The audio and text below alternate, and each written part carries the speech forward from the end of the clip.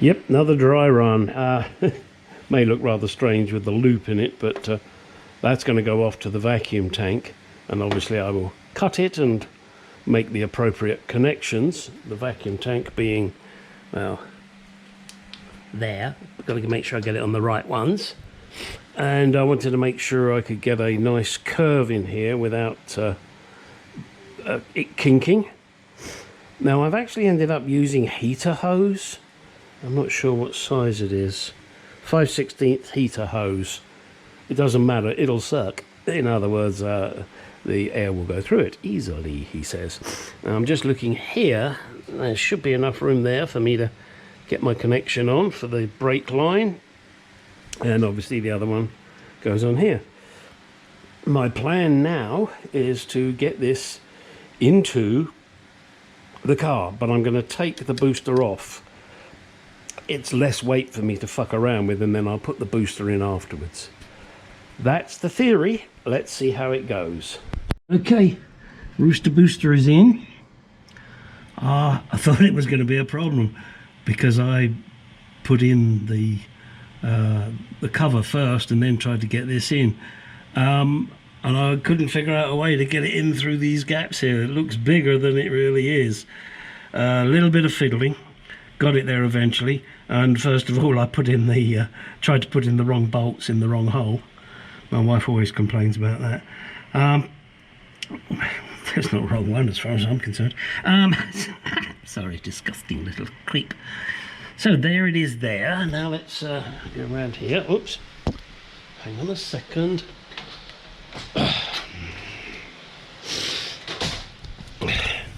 There it is there, and the tank is in.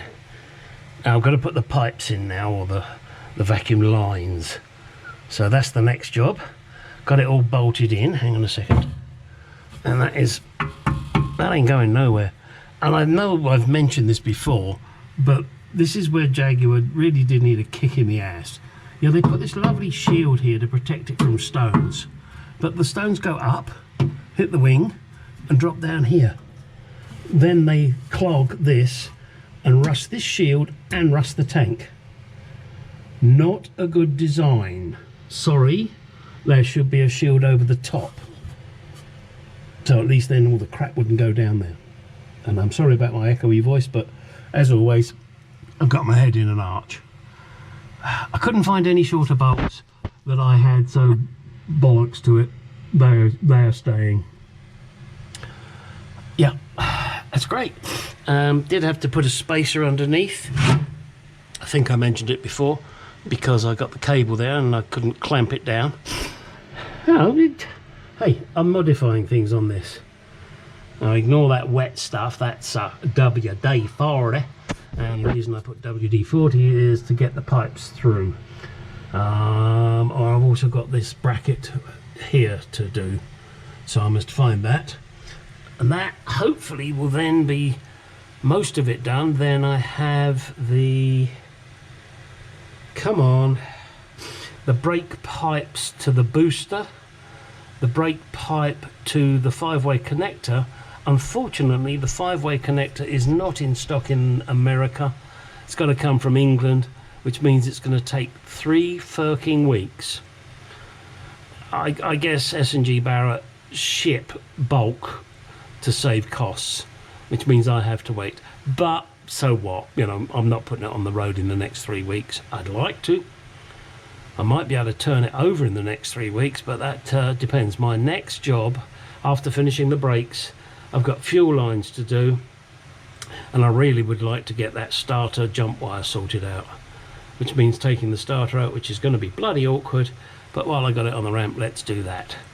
Alright, next let's get the vacuum lines in and try and make them as pretty as possible. So here we are. Vacuum pipes are connected at this end, and there they are going up through the shield.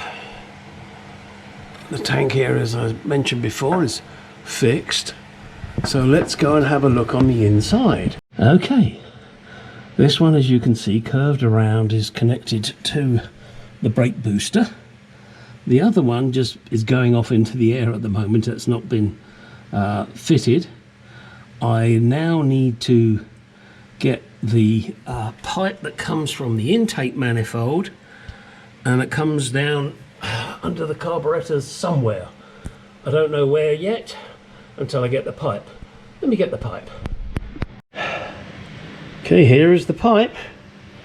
It connects onto the back of the manifold and goes along underneath the carburetors. They're roughly here, and then kind of points. So I got to figure out where that's going to go. The only way to find that out is to actually put it in. Yep, that's where it connects, right next to that water pipe, which is actually, I believe, a heater connection.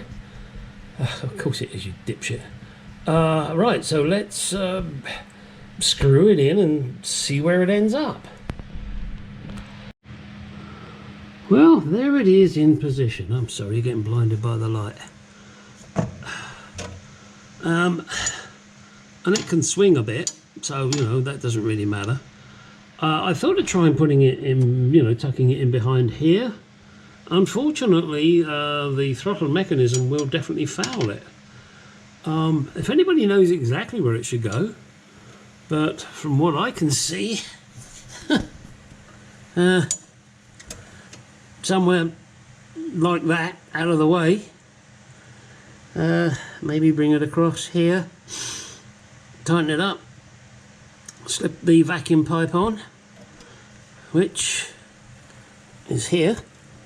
Oh, hang on a second. This pipe here.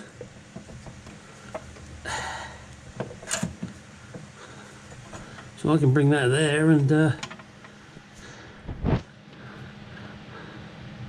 that will be it. I don't know, I may try and clip it down there a bit. I'm not sure what yet. But yeah, that appears to be where it has to go. Don't expect me to remember, I took it out probably 30 years ago. But yeah, and it doesn't appear to have any brackets either.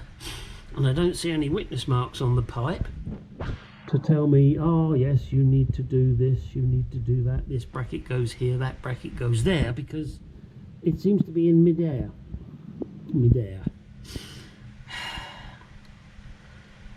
Yeah. Well, unless anybody knows any different, I'll kind of tighten it in that position. I'll look at some pictures to see what kind of angle this is over here, you know, whether it's like there or there, but I've got a feeling it's going to be kind of central in that position. So I'll look at intake manifold pictures and take it from there. Right, that's enough of me babbling on about this. Sorry, I'm going to push this out to you guys just to keep you amused. So get out in that garage, go do some shit.